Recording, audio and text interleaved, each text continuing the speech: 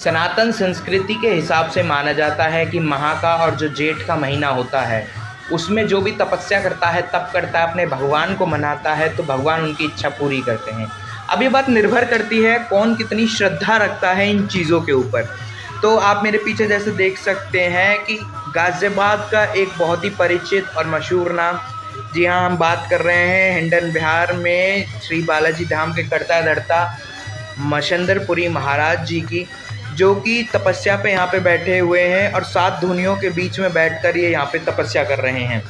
तो यहाँ पे आप देख सकते हैं कितने श्रद्धालु हैं। चलिए महाराज जी से अब बातचीत करेंगे, उनका समय समाप्त हो गया है तपस्या का, वो उठने वाले हैं। उनसे बातचीत करते हैं और जानते हैं किस मुद्दे को लेकर वो ये तपस्या कर रहे हैं, क्या कुछ विचार रहते हैं उनके इसके पीछे।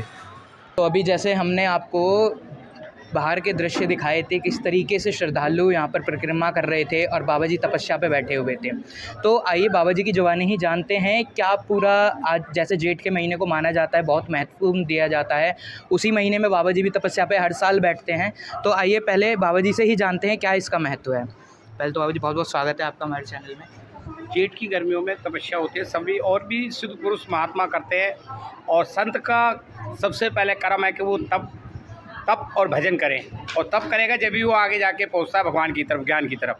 भगवान के लिए चाहने के लिए तप अवश्य, संत को तप अवश्य करना चाहिए, क्योंकि इस शरीर को कठोर बनाना चाहिए, पता नहीं किस समय किस परिस्थिति का सामना करना पड़े।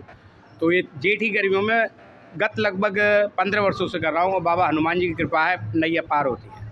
जैसे हमने सुना है कि हमारे जो पहले के पूर्वज थे वो जेठ के महीने में तपस्या इसलिए करते थे ताकि बारिश हो सके। तो आपका महत्व क्या रहता है उसके पीछे?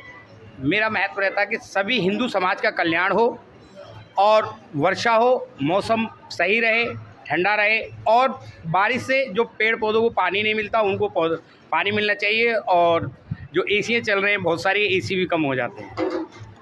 तो अभी जैसे अगर कुछ लोग हैं जो आजकल की जनरेशन है वो इसके बारे में नहीं जानती, जैसे माह का महीना होता है, जेठ का महीना होता है, उसमें ज़्यादातर तपस्या करी जाती है, माना जाता है कि भगवान की तपस्या करने से भगवान आपकी इच्छा पूरी करता है। तो उसके पीछे का थोड़ा सा आप इतिहास अगर बताना चाहें। जेठ की गर्मियों में हमारे पूर्व जितने भी संत हैं, पहले के संत चले आ रहे हैं, सिद्ध पुरुष, उन्हीं से ज्ञान ये प्राप्त हुआ है कि जेठ की गर्मियों में तप अवश्य करने चाहिए। और माह में जल धारा से होता है, और जो जेठ की गर्मी है अग्नि से होता है।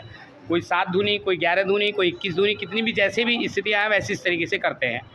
और इससे कल्याण पब्लिक का होता है, जो भी श्रद्धालु उनका सबका कल्याण होता है। स्वयं का भक्ति में लीन रहता है, और जो श्रद्धालु हैं उनका कल्याण होता है। अभी जैसे हमने थोड़ी देर पहले भी देखा था 43 डिग्री टेम्परेचर हो रहा था जहाँ आप बैठे हुए थे, और 7 धुनियों के बीच में आप बैठे थे। तो कुछ ना कुछ परेशानियाँ तो होती होंगी, कुछ दिक्कतें तो आती होंगी उसके बीच में। कभी पहली साल कभी बैठा था पहली तपस्या में, तो थोड़ा सा परेशानी होती। उसके बाद तो हनुमान जी मेरे सामने बैठे रहते हैं, हनुमान जी मुझे नैया पार लगा देते हैं, कुछ महसूस ही नहीं होता है, बाबा हनुमान जी नैया पार लगा देते हैं। दूसरी चीज़, एक महत्वपूर्ण चीज़ जो शुरुआत से यहाँ पे देखी जा रही है, जो आसपास का यहाँ का एरिया है, मुस्लिम भौगोलिक एरिया माना जाता है ये, और जहाँ आप बैठते हैं वो भी आसपास का एरिया ऐसा ही है जहाँ पे तपस्या करते हैं, और मंदिर के आसपास का भी। तो उसकी तरफ से कुछ आपको परेशानी या कोई दिक्कत होती है? आज तक तो किसी प्रकार से कोई परेशानी नहीं हुई। इन्होंने कोई प्रकार के जो मुस्लिम हैं उन्होंने कोई ऑब्जेक्शन नहीं लिया, इस तपस्या को लेकर कभी नहीं करा। और प्रशासन का बड़ा सहयोग रहता है, बीच बीच में आते रहते हैं, सुरक्षा लगी हुई है, और बीच बीच में आते रहते हैं, कभी लेपर्ड, कभी जिप्सी, कभी कोई ना कोई आते रहते हैं। जो प्रशासन है वो सुरक्षा लगाए रखता है। प्रशासन की तरफ से यानी कि पूरा समर्थन मिलता है आपको? जी जी, पूरा समर्थन। और कोई एक ऐसा मैसेज जो आज की जनरेशन को, जो करंट की जनरेशन चल रही है, जो भक्ति से बिल्कुल दूर होती जा रही है, उसके लिए आप कुछ कहना चाहेंगे? इसके लिए सबसे बड़े माँ बाप हैं, जो अपने बच्चों को शिक्षा नहीं देते हैं, जो सनातन धर्म के सिखाते नहीं हैं।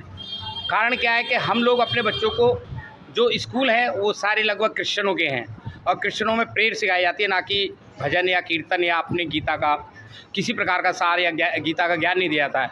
उसमें सबसे बड़ी कमी मैं माँ बाप की मानता हूँ, क्योंकि माँ बाप भी उन्हें 1 घंटे नहीं देते हैं। इंग्लिश मीडियम सब पढ़ा रहे हैं, लेकिन सनातन धर्म को ही नहीं सिखाएंगे तो फिर आगे बच्चा आपका कैसे सीखेगा और आपकी सेवा कैसे करेगा? क्योंकि सनातन धर्म में ही दया, धर्म सब कुछ है, और वो अपने माँ बाप की सेवा जब ही करेगा यदि वो सनातन धर्म को जानता है तो।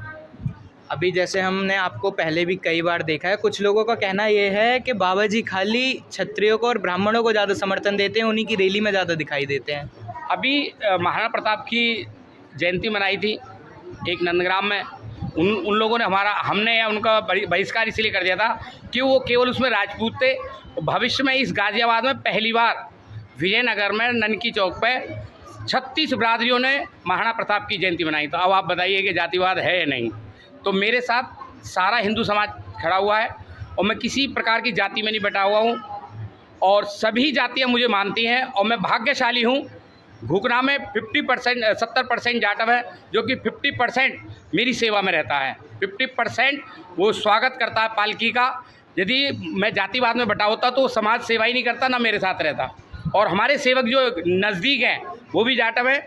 उन्होंने आज तक कभी किसी प्रकार से कभी हमसे ये नहीं कहा कि महाराज जी आप जातिवाद करते। मैं जातिवाद का विरोधी हूँ, इसीलिए ये सीटें कम आई हैं। और सबसे बड़ी सीटों को कम एक चीज़ और है, हम वोट डालने नहीं जाते हैं। 50% हिंदू वोट डालने नहीं जाता है। तो समय वो दूर नहीं है, अगर इस तरीके से चलते रहे तो फिर इस्लाम के गुलाम होंगे। वैसे मैं ये मुद्दा लाना नहीं चाहता था, लेकिन आपने इस पे बोला है तो मैं जानना चाहूँगा, जब ये सीटें कम आई उसके बाद हमने योगी जी का चेहरा देखा, तो आप उन चीज़ों को अगर देखते हैं तो आप उसको किस दृष्टि से देखते हैं? सीटें कम हुई उसका कारण सांसद हैं जो अपने क्षेत्र में गए नहीं, घूमे नहीं, मोदी के चेहरे को, योगी के चेहरे को वोट बीनते रहे और वो आगे किसी भी अपनी जनता में गए नहीं, किसी की कोई समस्या सुनी नहीं। इसी कारण से वो हारे, ना कि बीजेपी की वजह से या जातिवाद से किसी प्रकार से नहीं हारे। अगर जातिवाद से हारते तो ये सीटें जो तैयार हुई हैं, जो आज मोदी जी प्रधानमंत्री बने हैं, आने वाले भविष्य के प्रधानमंत्री जी हैं योगी जी। अच्छा, योगी जी आने वाले भविष्य के प्रधानमंत्री हैं जी। अभी एक लास्ट मेरा सवाल ये रहेगा, बीच में हम सुनते रहते हैं कि बच्चियों के साथ कुछ ना कुछ होता रहता है। अभी 2 दिन पहले की खबर है, 16 साल की एक बच्ची बिहार से एक खबर आई थी, उसके साथ गैंग रेप किया गया, उसके बाद उसको मार दिया गया। तो उन चीज़ों को जब आप सुनते हैं तो उसको क्या महसूस होता है आपको ये सब सुन के? बड़ा दुख पहुंचता है इस तरीके की घटनाओं से। आज हमारी बहन बेटियों के साथ इस तरीके से बदतमीजी होती है और उन्हें मार दिया जाता है। कहीं ना कहीं जो मारने वाले हैं उनके जो संस्कार हैं या उनकी जो शिक्षा है, कहीं ना कहीं मदरसे में पढ़ाई जाती है, कहीं ना कहीं मदरसे में पढ़ाई जाती है। इसीलिए वो दुराचारी बनते हैं, क्योंकि इनके इस्लाम को लेके बैठ जाओ, कहीं भी कोई सही चीज़ हो तो मैं उन्हीं का मौलाना बन जाऊंगा। कहीं भी इनके चरित्र को लेके इनका, फिर वो अब कह दूंगा तो वो भड़काऊ भाषण हो जाएगा। इनका इस जितनी भी कुरान है, कुरान के अंदर केवल और केवल बदतमीजियाँ और धर्म विरोधी, सनातन धर्म विरोधी, हिंदू विरोधी हैं शिक्षाएं, और इसके अलावा कुछ नहीं है। भारतवर्ष के मदरसे बंद हो जाएं तो लोगों की जो मुस्लिमों की जो मानसिकता है वो सही हो जाए। अंत में बस मैं यही पूछना चाहूँगा, जो आप तपस्या पे बैठे हो उससे संबंधित भक्तों को कुछ आप आदेश देना चाहते हो या संदेश देना चाहते हो? मैं यही है कि अपनी सनातन धर्म को आगे चलाएं और अपनी बहन बेटियों को 20-20 हज़ार के मोबाइल की बजाय उन्हें शिक्षा भी दें कि जिहादी कहाँ से कहाँ तक गिर सकते हैं। वो रुद्राक्ष की माला पहन सकते हैं, टीका लगा सकते हैं। हमारी जहाँ बहन बेटी रहती हैं स्कूल या कॉलेज में या कोचिंग सेंटर में, वहाँ पर जिहादी टीका लगा के और रुद्राक्ष की माला पहनकर हमारे बहनों से लव जिहाद करते हैं। सबसे बड़ी समस्या है कि हमारी बहन बेटियों की, तो इसलिए बहन बेटी सबसे पहले समझें इस चीज़ को कि हमें देख लें कि ये जिहादी है कौन है, उसका पीछे तक का डाटा निकालें, क्योंकि केवल जितने भी जिहादियों को पैसा फंडिंग होता है मदरसों में से। तो मैं तो ये कहूँगा बहन बेटी सभी सुरक्षित रहे, और मैं तो कहता हूँ छोटे चक्कू जरूर रखें अपनी जेब में, छोटे, जिससे कि अपना सुरक्षा कर सकें अपनी, ये अवश्य रखें। आने वाली 22 को लास्ट 21 दिन की तपस्या है और 23 को शाम के समय भजन कीर्तन, भंडारा और संतों का दर्शन होगा। सभी आमंत्रित हैं, साधारण केवल हिंदू आमंत्रित हैं जो अपने आप को हिंदू समझते हो। सेकुलर समझते हो तो वो मंदिर से बाहर हैं, हम केवल हिंदुओं के लिए आमंत्रित करते हैं। सभी आप साधारण हिंदू आमंत्रित हैं। 23 तारीख को, ये जो आने वाली 23 तारीख यानी कि रविवार, शाम को 6 बजे से भजन कीर्तन और बाबा का भंडारा और संतों के दर्शन होंगे। जय श्री राम।